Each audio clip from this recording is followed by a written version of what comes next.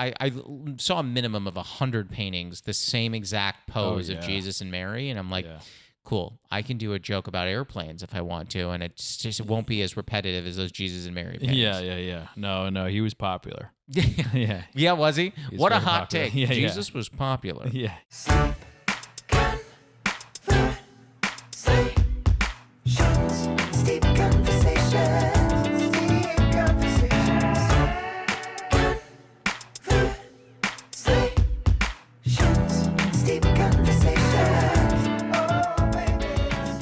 Now, are you from New York? Yeah, I'm a New Yorker. Yeah. Okay. That's what I thought that, but I wasn't 100%. But here's what's interesting, and I want to be really clear in case any listener gets up in arms about this.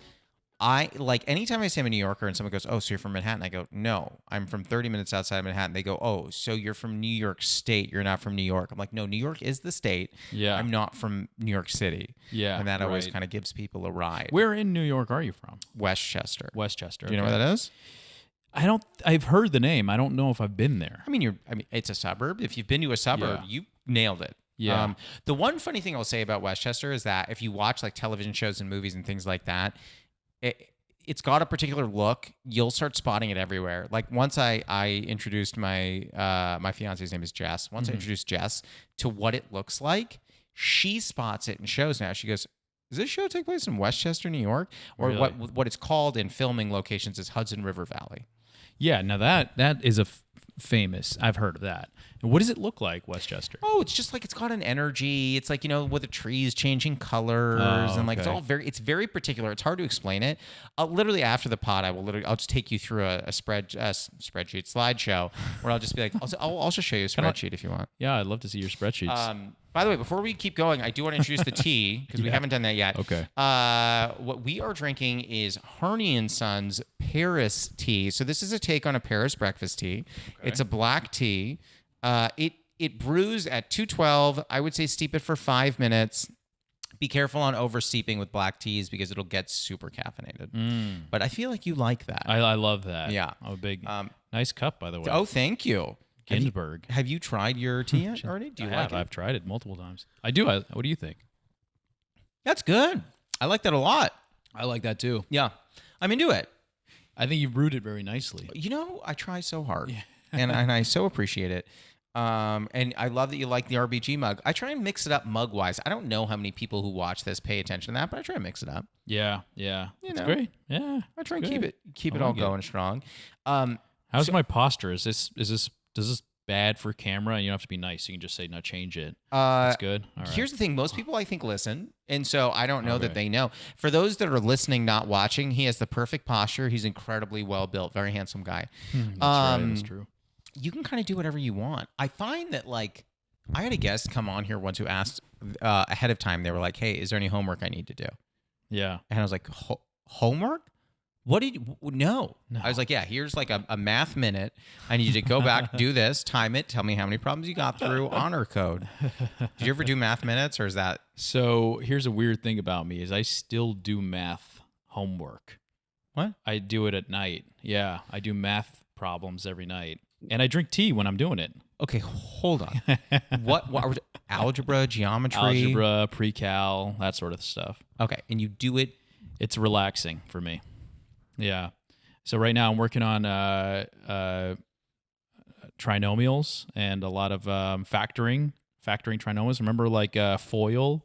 Yes. Yes, similar to that, maybe with polynomials and stuff like that. So factoring those. You're looking at me like I'm a psychopath. No. I don't think you're a psycho. It's like when I want to relax, I watch TV. Yeah. When you want to relax, you do math. I drink tea, I put on some jazz, and then I do math problems. What jazz? I like slow, cool jazz. Cool jazz. That's the era you're into. Yeah. I'm into very I love even Stan Getz. Sure. I'm a big bossa nova guy. Oh. Yeah. Okay. Yeah. Interesting. I love the pianist Bill Evans. Bill Evans. Sure. I love Bill Evans. Yeah. That's kind of my style. Okay. I think that's great. I listen very regularly to hard bop. That is my era. That's what you like? Love. That's hardcore. You might be fast. thinking bebop. Bebop, super fast. Hard bop is like takes some of the elements of bebop and then throws in like kind of gospel harmonies and things like interesting. that. Now, who's yeah. a good hard bop artist? Horace Silver is probably my I know favorite. Horace Silver. He was Yeah, incredible. yeah. He's a great composer. Yeah, Sonny Rollins is another great one. Legend. I didn't know that was hard bop. Interesting. Yeah. I listen to all that. It's fun. Wow. I forgot you're a jazz guy. I studied jazz in college, which was forever ago, and I was exposed to it. I jumped in, very into it, and then after college, sort of stopped. So I was hit with everything, and I kind of forgot a lot of it. But I love it. I still love it. I was a jazz studies and performance minor in college. What was your main instrument? Guitar. Did I know that? I don't know. I feel like I would have known that if Was you had yours told me. guitar? Yeah. Oh, that's weird. I love this. That is crazy. Here's my embarrassing question for you, and this is outing myself, and it's fine. How often do you still play? I don't play anymore. Okay, so me either. Yeah. And I miss it every day. I miss it too. But I don't know. I don't know when I put it away and thought, I guess I'm like good for a couple of years. Yeah. Here's what's crazy. I've been dating Jess for 4.5 years. Okay.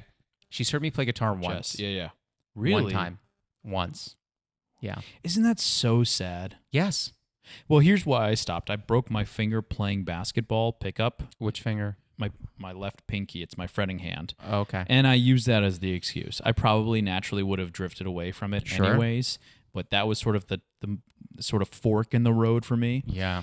But here's what I like to say to people who don't really I think people who do comedy and have a background in music understand this. Sure. I think that music is a harmonious thing. It's sort of it's you play melodies and there's rhythm, and it's something that sort of brings you to a calm peace. Yeah. Comedy is the opposite. It actually promotes conflict and tension, and you find humor in that release. So when you're playing those those flat fifth notes, you kind of get that tension. Sure. And you resolve on the chord tones and stuff like that. But in comedy, the resolution from the tension of the story that you're telling comes with the laughter from the audience. But wouldn't that mean that they both resolve? So like, a diminished chord, which is, when you're talking about flat fives, if you this is so nerdy for people who don't understand this. Which I haven't thought about this stuff in years. No, neither have I. But Yeah. when you're thinking about resolutions in music, well, like 7 resolves to 8, 6 Right. resolves to 5, 4 to 3, 2 to 1. Like all those different resolutions are pretty standard. Obviously, there are artists that resolve in I can't remember what the word is, but non-traditional ways. Right. But comedy does the same thing, where the joke needs the release. It's tension release. Music kind of does the same thing. It's the same thing, except your instrument as a comedian includes the crowd. Oh, you're playing the audience. You're playing the audience. Yeah, So that makes sense. You bring it into a moment where the punchline, the release, it requires the audience. You know what I mean? Yeah, And that's so, true. So it's sort of like you're playing music in this strange environment, which, and that's the weird thing about music too, is music is something where in order to become a musician, you practice in private. You sit in your room and you practice, and That's a good point. Yeah, that's true. and you don't get to you don't have to show people what you've been working on until you're ready. Yeah. But in comedy, you learn by failing in public, and then you fail for years before you were. It's like Michelangelo carving a statue. Over time, it turns into something. It's like, oh, okay, now I see a figure. But you had to do that in front of people. What I've explained to people about comedy is that, like crafting a joke and also getting good at comedy, they both apply to this description. It's like having a block of marble, and all you have to carve it down is a very, very low grade piece of sandpaper. Yeah. And you're just like, okay, I was going to keep doing this. And Yeah. hopefully one day, and like, 3 years later, you're like, okay, it started as a square and now I rounded some corners. Right. That's kind of neat. Takes a long time. So long. Yeah, with music, it's a little more interesting because, I was in a band from like 16 to 22, and we would practice constantly, so we were super tight when we would come out. Right. I play so fast and loose in comedy that I'm just like, hey, here's a premise. Right. People are like, and? I'm like, I don't have an and. I've got nothing for you. Who was it? I think it was Bill Burr that said something that I remembered about how before you start doing stand-up comedy, you actually have a voice. And that's what draws you to the art form. You kind of already think you can do it. You watch comedy and you're like, that's great and I love this, but I think I can do this. Oh, yeah. It's because you already have something to say in your head and you're like, I just need to get on stage and do it. And then the moment you do it, the first time you stand on stage and do stand-up comedy, you lose that voice for 7 years. Oh, God. I think that's probably true. I think that I suffer from, and I don't know if other people deal with this, I always want to say whatever is on my mind all the time. Okay. Not just on stage, but like, you know, like I'll be sitting somewhere with somebody and I'll have a weird fleeting thought and I will just let it spill right out of my mouth. Yeah. I'll just be like, who invented the doorknob? Yeah. You know, because it's in my head. I'm glad those thoughts are in your head, not other thoughts. Oh, God. Yeah. Well, everyone has intrusive thoughts. Right. The ones that freak me out for me, I don't have the intrusive thoughts like, hey, what if I push someone in front of a car? My thing is like, and I wonder if you ever experience this. If I'm on like a really tall building and I'm standing on the rooftop, if I'm too close to the edge, I immediately think, oh, this is terrifying. I could easily just throw myself right off this building. I'm not depressed. Right. But I'm just like, I think about that. I go, yikes. And then I step away because I'm too scared. I think that's normal. I think a lot of people think that. Yeah. Well, do you think about the consequence? You're like, such a minor move on my part could result in such a drastic outcome. Yeah. I could take one step too far and then splat. Oh, and the other thing that none of us think about, and I swear I'll get us off this topic in a second, but the other thing that I makes me think about is like, if I do that, it's not just me I affect, it's everyone who sees it. That's lifelong trauma for everybody. That's nice of you to consider their feelings. I'm very considerate. I never used to play Pokemon, but I do. I think that people collect Pokemon or something like that. I think everyone's going to get so upset who plays Pokemon and listens to this. Yeah. But I think you collect them. For me, I think as we're getting older now, I'm in my 30s. I'm like, we're all just collecting trauma. I mean, you know, we're just like taking little cards, and I just like, hey, how's my trauma deck's pretty cool. And then someone else is like, my trauma deck's cool. And then we just like look at each other's decks and have a laugh. What do you mean trauma? It's like it kind of anything. I got in a car accident last year, right? Like, you're saying your Pokemon collection is no longer a game of cards, a game. It's your actual experiences in life. Right. As you get older, you're just collecting different little pieces you're just of trauma. carrying around your baggage blob. And here's when I was like getting into a relationship, and we talk about this stuff all the time, but like when I was getting into a relationship, my first thought was like, getting into a relationship is just finding someone whose baggage is suitable for you.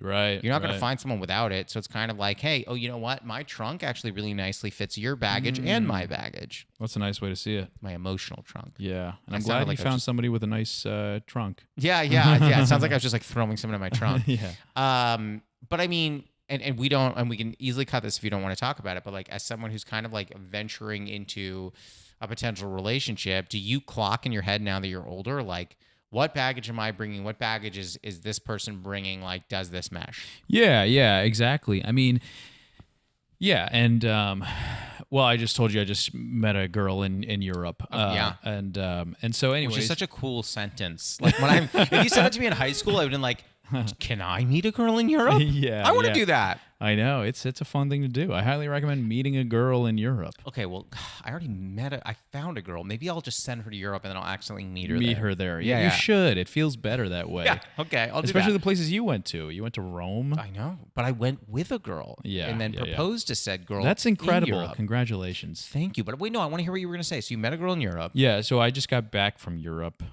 and what was the question?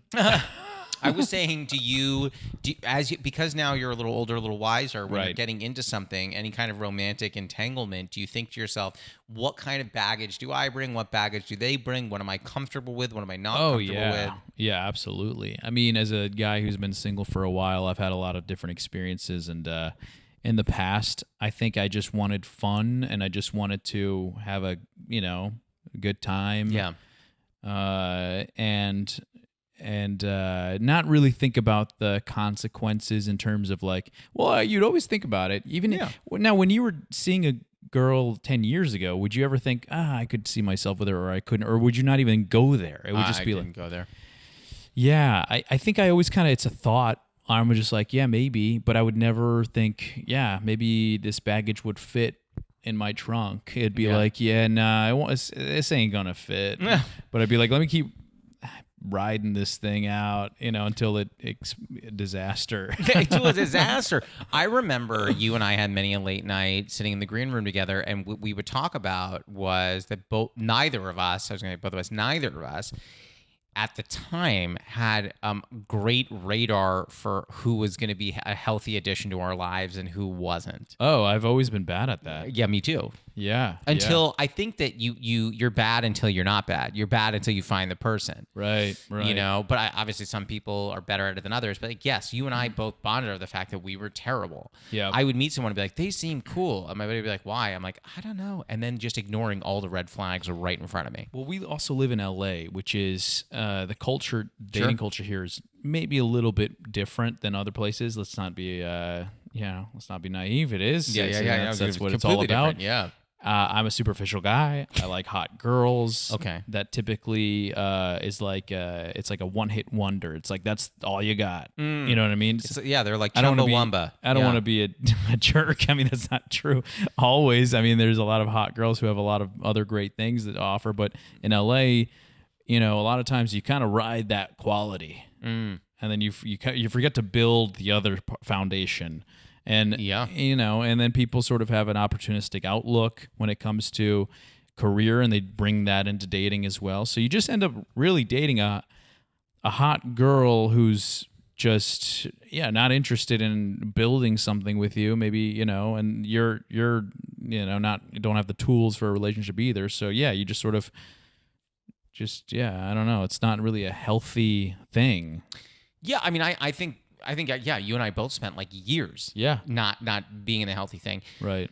Because I think that and I think comedy is the same way. You can do any of these things, whether it's dating, doing comedy, pursuing whatever anyone's dream is. You can spend your time doing these things in a healthy way with that you've thought through pretty thoroughly, with like a really like nicely like coiffed outcome in your brain, or you could pretty much play fast and loose. The equivalent of like if you get too drunk and like walk down a really busy street in New York City. It's like you're kind of just bouncing from place to place. You're spinning, you're moving, you're bopping. You don't know what street you're on, what corner you're at. You're kind of just like, this seems cool. And that's kind of like what, I did that in relationships for a while. I think in comedy sometimes I feel like I'm doing that. Yep. And then you see a guy doing that, you're like, oh, that's cool. But then you're like, he's almost 40. You're like, oh. Yeah. Do you what do you think is the acceptable age to still be doing that up until? Romantically or comedically? Romantically. I mean, once you're getting toward 40, I think you gotta, I'm not saying you have to settle down, but I think you need to maybe start figuring out what it is you're looking for. And if you're just looking to go crazy and bounce around like you're, I started thinking about that like carnival ride, that G-force thing where it just like pushes you against the wall and you're just like, whoa. Yeah. Like I think you can only do that for so long. If that's your goal, fine. But like if it's not, you probably want to wrap it up as you're approaching 40. Isn't that weird? Yeah. It's like it's been great and for so long and it's served you so well, but then you turn 40 and all of a sudden now my friend I don't know if he made it, but he told me about an acronym. It's called, you don't want to be a WAG, which is a weird alone guy. That's amazing. I'm scared that I was a WAG for a minute. Yeah. I mean, between 35 to 40, it's like you're in WAG territory. Listen, I met Jess at 32, I think I was. So I'm safe from the WAG zone. Yeah. But I do think there was like, in 2016, I was, you know how, I don't know if you view it this way. I think I have up years and down years. In 2016, I was having a down year. Okay. I watched, and this is not an exaggeration, I watched 162 movies. I thought you were going to say minutes of porn. No. I had a worse problem, a much lengthier time problem, which was watching films. I watched 162 movies in 2016. Now, at the time, it didn't feel crazy. Looking back, I'm like, oh my God. Like, when I was on the dating scene, if I was like, they're like, hey, what'd you do? I was like, watched 4 movies yesterday. If I was sitting across from me, I'd be like, you're a wag. Yeah. You weird alone guy. Watching so many movies. Yeah. I think it's a socially unacceptable amount of movies to be watching. 162 in a year? I don't know what the right number is. I mean, Yeah. I love movies, Yeah. so like it's tough for me. On my low years, I probably watch 100. Oh wow, okay. I'm not a big movie watcher. Really? I don't want. Well, I recently started catching up on like classics I've missed. Are we talking classics like Beauty and the Beast or classics like The Godfather? No, like I've seen The Godfather, but movies like The Godfather. Like I just saw The Fighter. Have you seen that one? Yeah, absolutely. Incredible movie. Great movie. Blew my mind. I was like, Yeah. how did I miss this? Yeah, Christian Bale. One of the best Christian Bale performances I've ever seen. Now, granted, I'm not a movie guy, but But I think he won the Oscar for Best Supporting Actor for The Fighter. Really? He Yeah. did? I think it's a David O. Russell. I might be wrong, but I think I'm right. okay. What is another one? Sorry, we don't have to go into movie talk, but I am just curious. What else did I see recently that was incredible? yeah. I mean, I saw Interstellar like not too long ago. Oh, so you hadn't seen that before? Never Okay. saw that. Yeah. You know, pretty intense. Sure. I like space movies. Interesting. You Yeah. like space movies. I do. It's the only type of movie that I typically end up crying in. Oh, I'll cry. I cry all the time. Really? Oh, yeah. It's hard. I'm a I can't big crier. cry. You don't cry? I try sometimes. Interesting. It comes out weird. I cough. I like can't cry. Hold on. Hold on. You go to cry, and then you're like, maybe it might just be a cough. I might I'm have just a tickle. pushing, and then I just. But you're trying to cry. Sometimes I'm like, come on. Have you? You're like, I need to get the tear out. Have you ever done acting classes? I just recently did it for the first time last year. Okay. What was it? It was at Anthony Meindl Okay. workshop. I Yeah. don't know him, but Yeah. Was it a type? For example, like I did a Meisner intensive for 2 years. Yeah, gosh, I forgot. I think it was. I don't think it was a specific type, but I think maybe it was like a Meisner. You know, we didn't have to memorize the script. It was always like you'd have to read it and do the scene as if it was the first time you're seeing the line. That was the type. I liked it because it was lazy. I didn't have to go memorize. You just show up with the script, and then you act, and then you go based off of your real emotion. Well, I think like the reason I brought that up is only to say that like I think I was always a crier. I think that acting class put me even more in touch with my emotions. Yeah. I could cry when the wind blows, man. Like Really? I'm a very emotional guy. Like Wow. When Jess told me that like she was really working towards something and she accomplished it. She got an email that she accomplished it. She goes, "Oh my God, I did it." I started to cry. I was like, "I am so proud of you." And she's like, "What is wrong with you?" I'm like, "I'm just so proud." I cry. Like Did you both cry during the engagement? Nope. I cried during the engagement. She did not cry. Only you did. Yep. I'm on one knee and I'm like, Tear for it the up. longest. I couldn't even get it out. I mean, we got out like 3 Wow. sentences, and then I was just like, But you probably feel great. It's got to be a great release. Girls love crying because it's a release. I love crying too. Into it. I think I've said this before, but I really do believe this. I think that everything that like men claim is like too feminine or whatever are the greatest things. Like crying, phenomenal. What else is another one? Oh my God, pedicures. Oh, I've never done that either. You've never gotten a pedicure. I've never got. I should get one. Oh man, it'll change your life. Like I genuinely. Wow. I used to talk about this on stage. I don't do it much anymore, but Jess asked me if I wanted to get a pedicure, and I was like, pass. And she's like, "Will you just walk me there?" I was like, fine. I go, and she's like, and the woman at the front goes, would you like a pedicure? And I was like, no. And she goes, "Would you want to look at the menu?" I'm like, not really. And she hands me the menu. I'm like, yeah, I'm not going to want to, so you get a glass of champagne? She's like, yeah. And I was like, included. She's like, yeah. And I was like, and a foot, leg, and shoulder massage? And she's like, yeah. And I was like, okay. She's like, yeah, and you sit in the massage chair. And I was like, huh? And she goes, yeah, and we'll just kind of, come by. Sounds and amazing. yeah, they did a paraffin wax thing on my feet Wow. where they put my feet in hot wax. It felt so good. Oh, And I was just like, this is the greatest thing ever. I'm telling you, dude, I think that cost me $40. wow. Worth every penny. I would see it. Yeah, I love massages. That's what you get, dude. No one talks about this. Pedicure is not just like them messing with your nails or whatever. They massage your calves and your legs. Then if you pay like an extra like $5, $10, someone comes over, massages your shoulders for 20 Yeah. minutes. Ooh. It's amazing.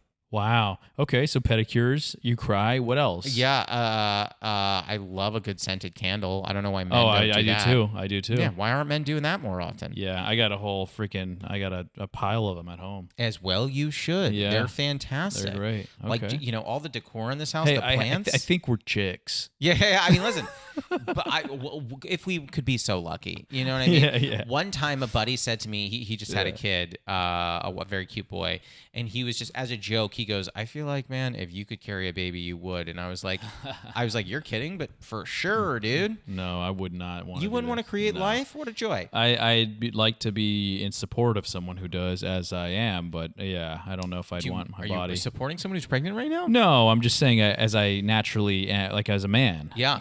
We put the seed in and then we're just there.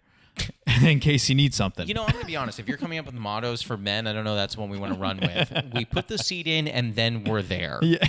And then we're hopefully there. Then we're hopefully, that's certainly some people true. aren't, but yeah. By the way, this feels like as good a time as any to go to our first segment. Are you ready for the Newly Friend game? Yeah, let's go.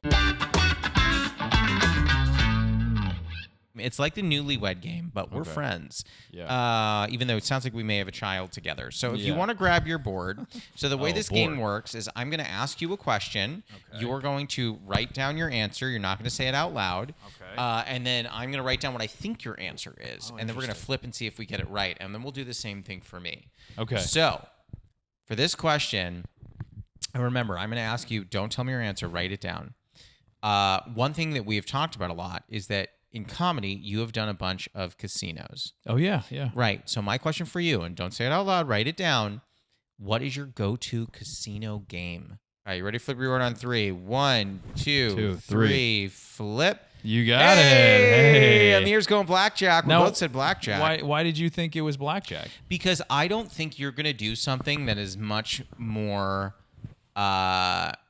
chance focused. I think you're going to do the thing that gives you the best odds of winning, because I don't think you're just there for entertainment. You want to see if you can beat the system. Am I right? That's great. I love that read. It's probably very, very true. Accurate. I like blackjack because, one, the rules are easy to understand. That's true. Although, if you really want to be like a math guy, card counting is a fascinating thing. I've never been that type of person, but But the level of memorization and sort of mental gymnastics and math that goes into that, I think I have respect for that. Do you, here's the thing. So I know the basics of blackjack, right? I can do, hypothetically, hit at 16, stay at 17. Yeah. I think you split tens, Yeah, I think you split 2 cards of the same. Yeah. But when do you know when to split and when not to split? So there's a lot of technique. I'm not the best blackjack player, but I've had a pretty good, knock on wood, wherever it is. Yeah. Right here. I don't know. Oh boy. I've had some pretty good, a good record. Would you say that you're up? I think so. Really? Yeah. But here's the thing is I know when to walk away. Yeah. You walk away after a few wins. That's when people go, I think I'm going to win a lot more than just this. And then they lose everything and then more. Well, you need to know when to hold them and know when to fold them. Yeah. I like doing that. I come in, win a few. Thank you guys. Have a nice night. Do you have a thing where you're like, I'm going to take $100. That is all I'm going to use. Yep. I'm not going to ever add more if I lose it. And I'm just going to ride this out. And if I make more, cool it. If I lose 100, fine. Yeah. Absolutely. Yeah. Okay. Have you ever made a big killing, no. Turn the 100 into 1,000 I don't think I ever would, because I don't even know if I'd ever go that long. After a few wins, I walk away. You're literally talking about a few minutes and you're out. Yeah, sometimes I'll play 2 games if I win 2 big ones, and I'm like, that's it for the whole weekend. I know most people don't do that. Oh my God. I know. Okay, we're gonna do the same question for me. So you can erase. Yep, that's why I put it there. Love that you saw that. Right. I didn't see it. So the same question for me. Okay. And write it down. Don't say your answer out loud. So, what is my go-to casino game? Casino game. Yeah. And it's not the same. I mean, listen, it could be. Okay. I can't tell you anything. Okay. Okay. You got your answer? Yes, I do. All right, flip your board on 3. 1, 2, 3. Oh, you went roulette. I was going to do craps. I said craps. So here's the thing. Craps, I just think, is the most fun. It's like a nonstop party. Yeah. Now, I'll be honest. The most amount of money I've ever lost in the shortest amount of time was playing craps. I lost about $600 in maybe 10 minutes. Okay. Which was not pleasant. Yeah, no, that not fun. Now, I ended up winning a fair bit of it back. Yeah. The next night, but I really got into some problems as far as that went. Now, under it, I wrote slots are crazy, and I will tell you why.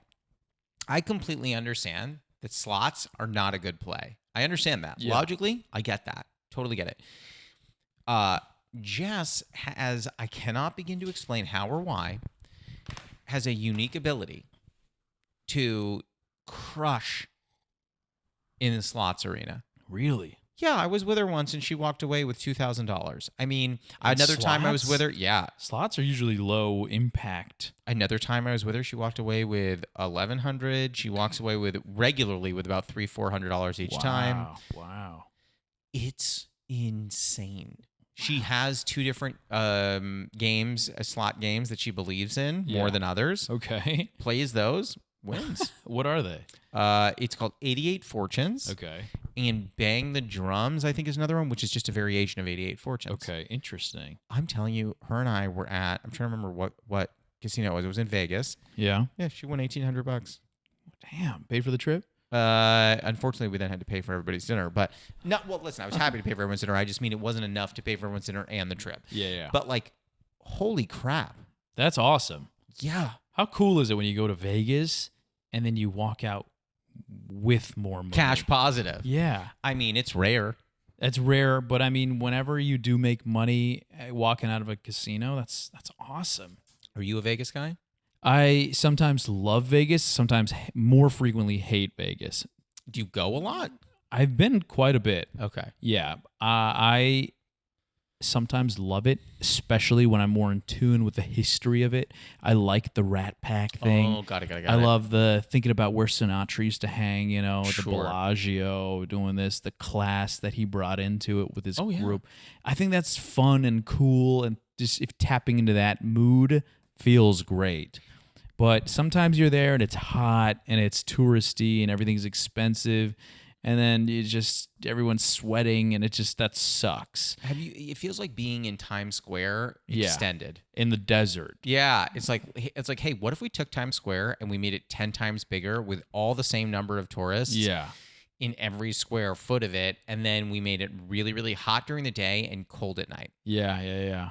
Miserable. No, Vegas crazy. has never like rocked my world. I am more of someone where like if I am gonna take like a 48-hour vacation or a 72-hour vacation, I want to be on a beach. Give me a beach. Give me some tableside guac. Okay. Give me a margarita. Okay. Maybe a pina colada. Maybe a Miami Vice. That is the best. A quick all-inclusive in Cabo. Excellent. That's the best. Send me there tomorrow. That is the best vacation. I'm ready to go now. And we've both been to, cultural places in Europe and Absolutely. stuff like that. And they're awesome. Love them. Some places are, I saw this one place, the guy was like, this is from 803. I was like, 1803? He goes, 803. I go, are you serious? Like, hey, you for real? Christ used to come here for coffee. I'm like, well, yeah, it's crazy. He used to shop here. This was Christ Starbucks. Yeah. It is so funny. I and I'm kind of like trying to find a way to talk about this on stage, but going to Italy made me realize that like I never have to worry about copying anybody or doing something someone's already done, because the number of people that painted Jesus and Mary in Italy is like I saw a minimum of 100 paintings, the same exact pose of Jesus and Mary, and I'm like, cool. I can do a joke about airplanes if I want to, and it won't be as repetitive as those Jesus and Mary paintings. Yeah. No, he was popular. Yeah, was he? What a hot popular. take. Yeah, Jesus was popular. Yeah. He was a good guy. Yeah. Were you, when you visited, were you as big into the historical or cultural aspects? I'm not a big museum guy, and sadly, I didn't get to see like the David in Florence, which is crazy because I don't know if you know this, but I sculpt. I just do 3D digital stuff. I did not know that. Really? No. Okay. You sculpt? I do 3D sculpting. Yeah. Is 3D sculpt? What is 3D sculpting? I don't fully know what that means. It's basically, digitalized version of traditional sculpting. So you start off with digital clay and polygons, and you can add to it. Are you wearing like gloves? No. You use a tablet. And then you can, sculpt in 3D, package programs and stuff. And it's how you create characters on television, like Lord of the Rings and stuff like that. Stranger Things, they always usually have like characters or, that sort of thing. How did you learn how to do that? Well, it's a lot of self-taught, but I'm also, I learned from a few like kind of mentor-like figures on the internet. So yeah, it's been a little bit of a passion of mine. And you didn't see David? I didn't see. Can you believe it? Well, it was a 3-hour wait.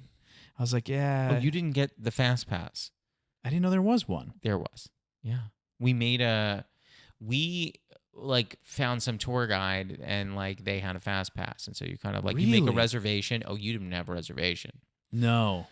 You reserve and then you get in pretty quick. Shoot. See, I'm kind of, that's the one. It's like, I can't believe I was here and I didn't see it. I saw the church, which was incredible. Yeah.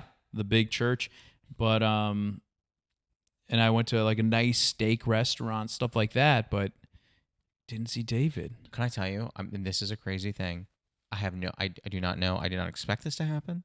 I do not know why this happened. Yeah. I got incredibly emotional looking at that. Of course you did. I almost cried. Oh, I'm surprised you didn't. I came close. Yeah, if there was one more scented candle in that room, you would have been bawling. Yeah, that's exactly right.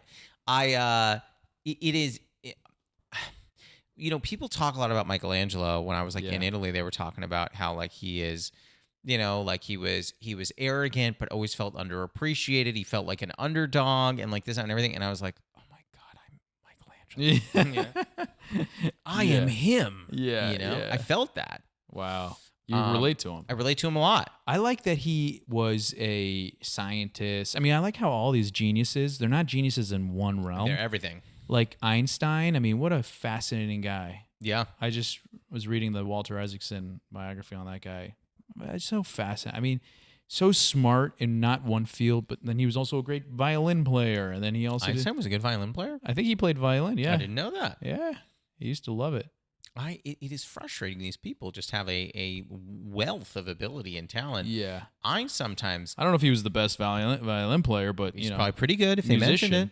Sometimes yeah. I think I can't even walk up the stairs correctly. Like, it's crazy what these people were doing. I know. But look at Elon. He's like a modern day sort of version. He's doing this, he's doing that, he's doing space. Now he's doing like some Neuralink stuff, satellites, cars. Yeah, but if one talent is killing an entire company, like, yeah, he's great at that. Yeah. Like, I think, like, due to the way that social media works right now, you can see the fallibility of somebody. So, like, the fact that, like, we can see Elon Musk failing because it's on a much bigger stage. I'm sure that Albert Einstein or Michelangelo had things they were bad at, but we don't see them. Right.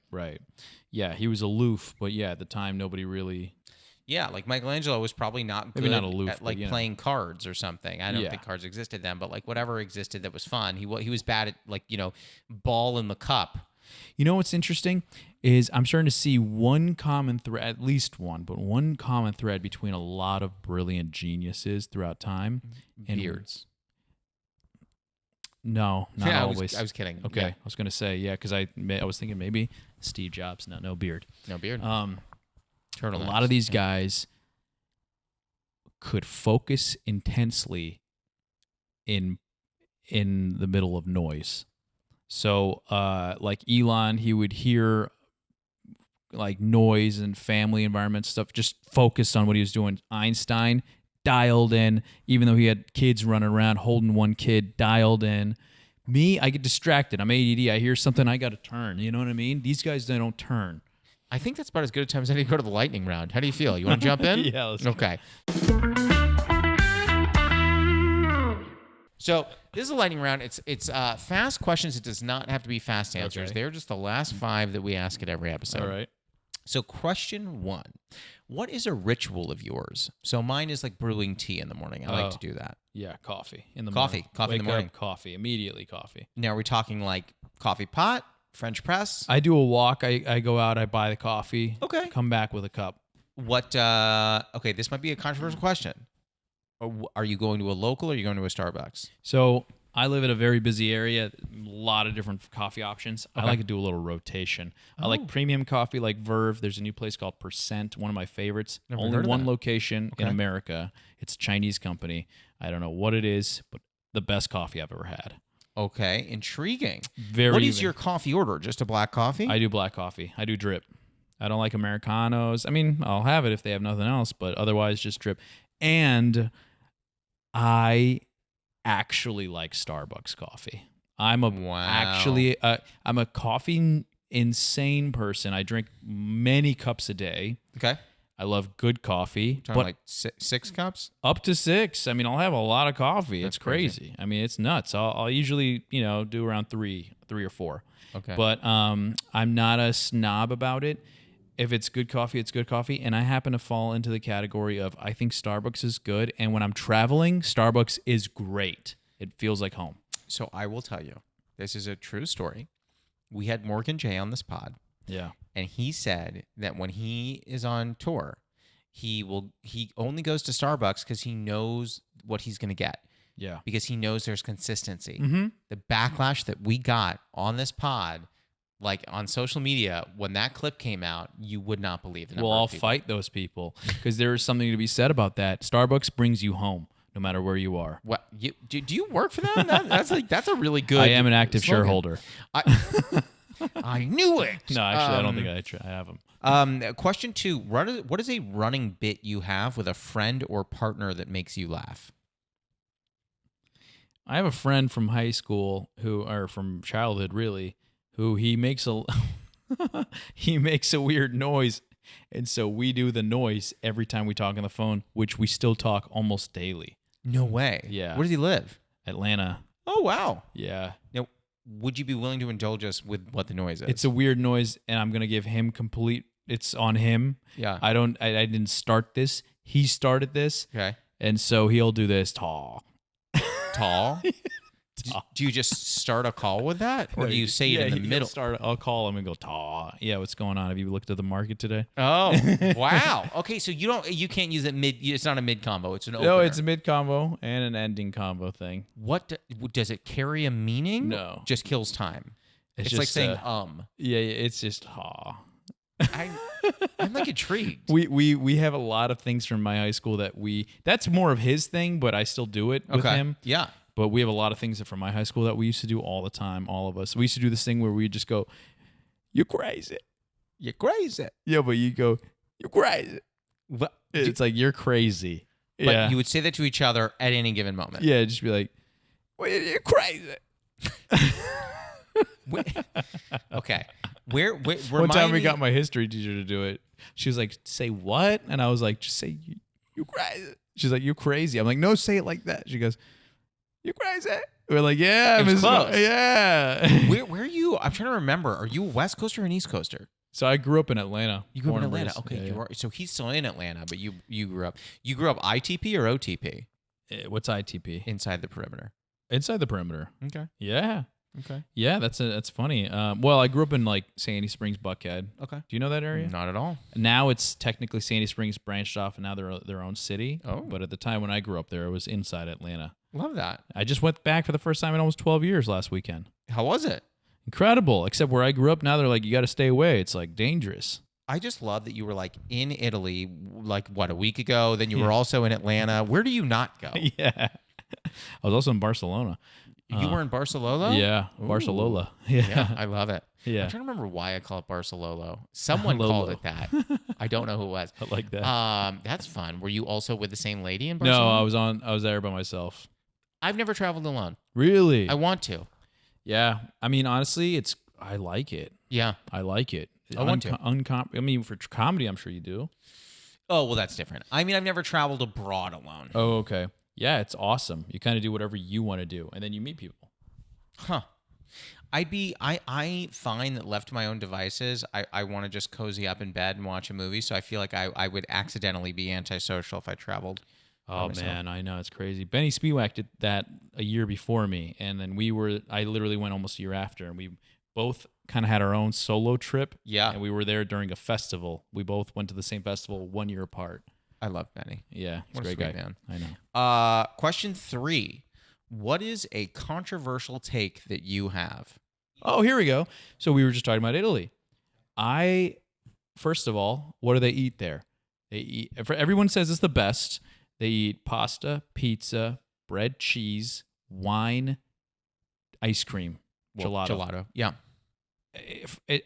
It's an acid reflux nightmare. Sure. I wasn't wild about it. In fact, I actually like New York Italian food better than Italy Italian food. Interesting. Yeah. Now we're getting to the heart of it. Yeah. Well, I do think New York style. I'm sure you learned this already. I'm not saying it's bad. It was delicious. I just threw up for a couple days. You threw up? Yeah. Was it from overeating? I don't know what it was from. I had a pizza. It was spicy. That night, I threw up all over the beautiful Lake Como. I love that. You're like, hey, Lake Como, I have something to deposit here. And it's not what you were hoping. Yeah. I gotta say, New York. I mean, you're from New York. I am from New York. It's the best food I've ever had. Bagels on another level. Amazing. I mean, it's insane. I love the bagels in New York. Love the coffee in New York. I love the Italian food in New York. I love all the food in New York, their version of it. Yeah. Italy was great, but man, not your favorite. I asked for chicken parm. People looked at me like I'm French. What do you mean chicken parm? Jess loves what is it? Alfredo. And I was like, that's an Alfredo. No, here. Yeah, they don't have. I'm afraid no. Yeah, I'm afraid no. Question 4. Have you ever experienced imposter syndrome? And if so, is there one moment that really sticks out to you? I'm sure. Oh, yeah. Are you kidding me? Of course. Yeah, everything.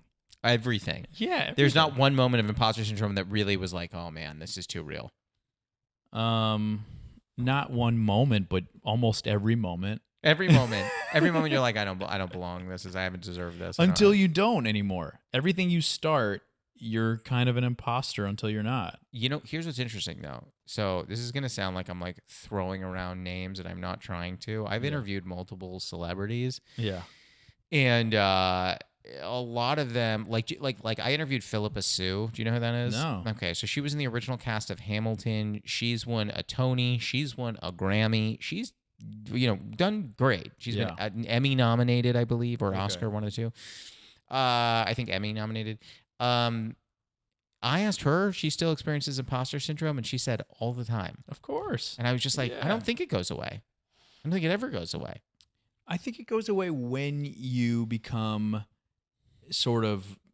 when you have this like almost like unrealistic feeling about yourself, like this ego kicks in, and you're like, I'm the fucking man. Like Scorsese probably doesn't have imposter syndrome. He probably doesn't. There's sometimes I feel like when you just nail it, you're like, yeah, I'm the best at this. I'm the man. Everyone else is an imposter. But I'm sure even Scorsese in the beginning had it. I'm sure everybody has it all the time. I mean, I have it across multiple different fields, not just comedy, also graphics. I mean, I had it as a musician when I was doing that. I had it all the time. Yeah, when you're around incredible musicians in college. What school did you go to? It's called WashU. It's in St. Louis. Okay. Yeah. Where'd you go? USC. Oh, lovely. Yeah. I mean, I just felt like I didn't belong here. All right, question 5, final question. Typically, I say to people, what is your favorite tea or comfort? But I know you drink tea. What is your favorite tea? Well, I brought some tea bags here, which I didn't realize we're doing all this fancy tea. Listen, I'm going to drink those tea bags tomorrow. Yeah. But do you want to share what that brand is? Yeah, sure. So I'm Persian. Yep. Tea is a big part of our culture. We love the Persians here. Yeah. Big tea drinkers. And I drink that tea every night pretty much. It's called Sadaf. I feel like I'm promoting Starbucks and Sadaf here. It's just a Persian, Earl Grey. That's all it is. It's just, usually though, if you're a real, true tea drinker, and even in our culture, you're brewing the leaves, but I don't have time for that. Ain't nobody got time for that. Tea bag. Yeah. I'm into it. Yeah. Let me know what you think. I'm going to try it. Yeah. That was the pod. How do you feel? Great. There you go. Yeah. You crushed it. Yeah? Yes. How was it? It was good? It was everything I would have wanted. Oh, that's the best. That was Amir Kabiri. You can find him at Amir Kabiri on Instagram. We'll be back next week, so until then, happy steeping. One of the reasons I've never gotten a tattoo is because I'm scared, like, what if I wake up a year from now and that's not what I want on my skin? It's like, well, if you have a kid, you can't wake up a year from now and go, can I return this? I think a kid weirdly might be easier to get rid of than a tattoo. Go on. Yeah.